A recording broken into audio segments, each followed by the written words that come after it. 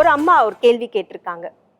தான் இப்போ கர்ப்பமா இருக்கிறதாகவும், தன்னோட முதல் குழந்தை எந்த நேரமும் ஒரு 4 வயசு இருக்காங்க, அம்மாவை விடவே மாட்டேங்கிறாங்க. தூங்கும்போது கூட அவங்க வயிற்று மேலேயே படுத்து தூங்கணும்னு சொல்றாங்க. இதை எப்படி தவிர்க்கிறது? குணமா சொல்லிட்டேன், அன்பா சொல்லிட்டேன், அமைதியா சொல்லிட்டேன், கேட்க மாட்டேங்கிறாங்க. திட்டி பார்த்தேன், மிரட்டி பார்க்குறோம், கேட்க மாட்டேங்கிறாங்கன்னு சொன்னாங்க. ஸோ இதுக்கு என்ன தீர்வாக இருக்கும் அப்படின்னா, எப்போவுமே உங்கள் முதல் குழந்தை இருக்கும்போது நீங்கள் 2வது கர்ப்பமாகறீங்க அப்படின்னா, உங்களுக்கு தெரியறதுக்கு முன்னாடி டாக்டர்ஸ் ரிப்போர்ட்டில் பார்க்கறதுக்கு முன்னாடி அந்த குழந்தைக்கு தெரிஞ்சு வந்துடும்.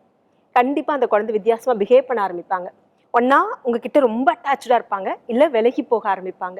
இதெல்லாம் அந்த குழந்தைக்கு தெரிஞ்சதுனால நடக்கிற ஒரு உணர்வு. எப்பவுமே குழந்தையும் தெய்வமும் ஒன்றுன்னு சொல்லுவோம். அந்த மாதிரி அவங்க ரொம்ப கான்ஷியஸாக இந்த உலகத்தோட ஒரு நிகழ்வுகளில் ரொம்ப ஒருங்கிணைந்து இருக்கிறதுனால, இப்போ அந்த குழந்தை 2வது அம்மா ப்ரெக்னென்ட் ஆயிட்டாங்கன்னு சொல்லும்போது மனதளவில் ரொம்ப பாதிக்கிறாங்க.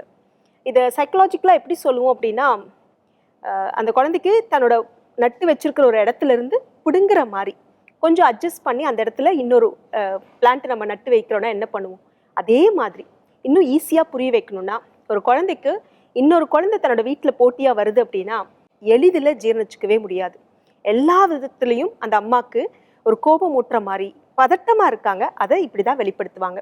சாப்பிட மாட்டேன்னு சொல்கிற குழந்தை இருக்குது, தூங்க மாட்டேன்னு சொல்கிற குழந்தை இருக்காங்க, ரொம்ப பிடிவாதம் பிடிக்கிற குழந்தை இருக்காங்க, ஸ்கூலுக்கு போக மாட்டேன்னு சொல்கிற குழந்தைங்களா இருக்காங்க. ஸோ இந்த மாதிரி குழந்தைங்கள நாங்கள் என்ன சொல்லுவோன்னா, சிப்ளிங் அரைவல் அந்த வரும்போதே 2வது குழந்தை வரும்போதே அம்மா அப்பா அந்த குழந்தைய ரொம்ப அழகாக பக்குவப்படுத்தணும். முதல் மாதத்துலேருந்தே ஒரு 3வது 4வது மாதத்துலேருந்தே அந்த குழந்தை வீட்டில் இன்னொரு பிளேமேட் வரப்போகிறாங்க, அவங்க என்னெல்லாம் பண்ணுவாங்க, அந்த குழந்தையோட குட்டி ஃபோட்டோ காமிச்சு இந்த குழந்தைக்கு இப்போ கை இருக்குது, கால் இருக்குது, குட்டியாக முகம்லாம் வந்துருச்சு, அந்த குழந்தைக்கு ஹார்ட் பீட் வர ஆரம்பிச்சிருச்சு. இன்றைக்கி 2 வயசு குழந்தைக்கு ரொம்ப அழகாக புரிஞ்சுக்கிறாங்க. ஓரளவுக்கு 2, 3க்கு மேலே தான் அந்த ஒரு கேப்புக்கு அப்புறம் தான் செகண்ட் ப்ரெக்னென்ட் ஆகுறீங்க அப்படின்னா அந்த குழந்தைகிட்ட புரியிற மாதிரி ரொம்ப பக்குவமாக சொல்லலாம். நீங்கள் வயிற்று தொடக்கூடாது, அம்மா இப்படி பண்ணக்கூடாது, டிஸ்டர்ப் பண்ணக்கூடாது, பக்கத்தில் வரக்கூடாது, அம்மா தூக்க சொல்லக்கூடாது, நீங்கள் எதையெல்லாம் கூடாது, வேண்டாம், பண்ணக்கூடாது, பண்ண மாட்டேன்னு ரொம்ப ஸ்டபர்னாக இருக்க ஆரம்பிக்கிறீங்களோ அந்த குழந்தை அதை பண்ணியே ஆகணும்னு சொல்கிற நிர்பந்தத்துக்கு கொண்டு வந்துடுவாங்க. அது மட்டும் இல்லாமல் அவங்க ரொம்ப ஒரு சைக்கலாஜிக்கலாக பாதிப்புக்கு உள்ளாகிறாங்க. அந்த குழந்தைக்கு ஒரு முதல் 6 மாதம், அந்த இன்னொரு குழந்தை 6 மாத அளவுக்கு, சில குழந்தைகளுக்கு 6 மாதம், சில குழந்தைகளுக்கு சில வருஷங்கள் கூட அந்த ஒரு உணர்வு பாதுகாப்பின்மை இருந்துக்கிட்டே இருக்குன்னு சொல்கிறோம். ஸோ அப்படி இருக்கும்போது இந்த குழந்தைய தினப்படி காலையில் எழுந்திரிச்சோடனே கை வச்சு குட் மார்னிங் சொல்கிறதாகட்டும், நைட்டு தூங்கும்போது குட் நைட் சொல்கிறதாகட்டும், ஏதாவது ஒரு பொருள் வாங்கும்போது அந்த பாப்பாவுக்கு வாங்கலாம் அப்படின்னு சொல்கிறதாகட்டும், அதுக்கு ஒரு பேர் வச்சு அந்த குழந்தைக்கு மசாஜ் பண்ணுறது, பாட்டு பாட வைக்கிறது, இவன் என்னெல்லாம் நல்லா பண்ணுறாங்களோ அதையெல்லாம் அந்த குழந்தைகிட்ட. ஸோ ஆரம்பத்துலேருந்தே என்னதான் வெளிப்படையாக சில குழந்தைங்க பண்ணினா கூட மனசுக்குள்ளே ஒரு வலி இருந்துக்கிட்டே இருக்கும். இதெல்லாம் பண்ண மாட்டேன்னு சொன்னால் என்ன பண்ணுறது? எல்லா நேரத்துலையும் பண்ண மாட்டேன்னு சொல்ல மாட்டாங்க.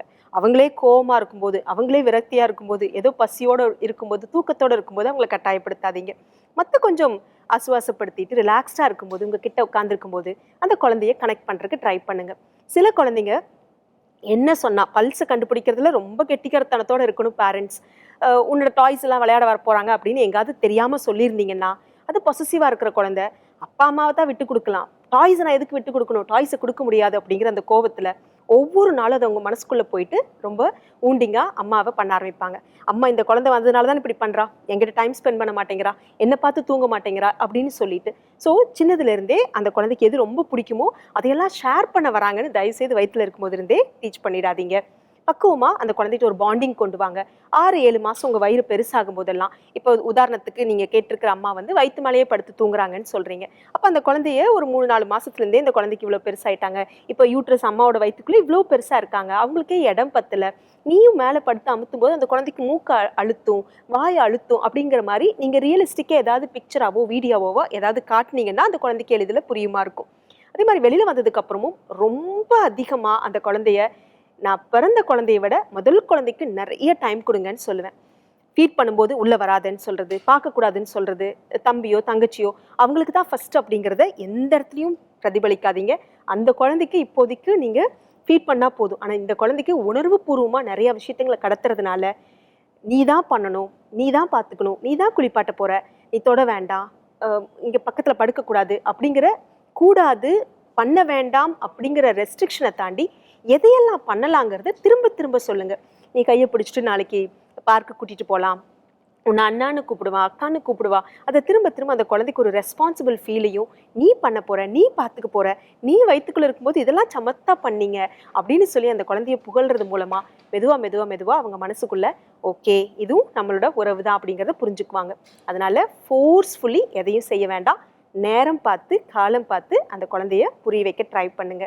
கண்டிப்பா நீங்க அமைதியா ரிலாக்ஸ்ட் ஆங்ஸைட்டி இல்லாமல் இருந்தா அந்த குழந்தையும் பக்குவமா நீங்க பக்குவப்படுத்துவீங்க. நன்றி.